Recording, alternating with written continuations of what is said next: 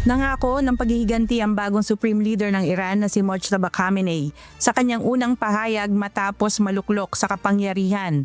Ayon sa mensaheng binasa sa state television ng Iran, hindi umano titigil ang bansa hanggang hindi na ipaghihiganti ang mga nasawi sa mga pag-atake ng United States at Israel. Ipinahayag din ni Khamenei na patuloy na ipagtatanggol ng Iran ang sarili at handa itong harapin ang mga susunod pang hamon sa digmaan. Nagpasalamat din siya sa military ng Iran na ani ay nagpapatatag sa bansa sa gitna ng mga pag-atake.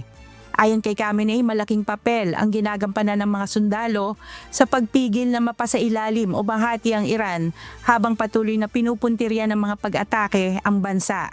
Kasabay nito, nanawagan din siya ng pagkakaisa sa mga mamamayan ng Iran. Binigyang diin niya na sa gitna ng digmaan at pressure mula sa ibang bansa, kailangang magkaisa ang mga Iranian upang ipagtanggol ang kanilang bansa. Isa sa mga pinakamahalagang binanggit sa kanyang pahayag ay ang pagpapatuloy ng pagsasara ng Strait of Hormuz. Ayon kay Khamenei, dapat umanong manatiling sarado ang nasabing mahalagang daluyan ng langis bilang paraan upang bigyan ng sanction ang mga kaaway ng Iran. Nagbabala rin si Khamenei na dapat isara ang mga base militar ng United States sa rehiyon at kung hindi ay posibleng targetin ang mga ito ng Iran.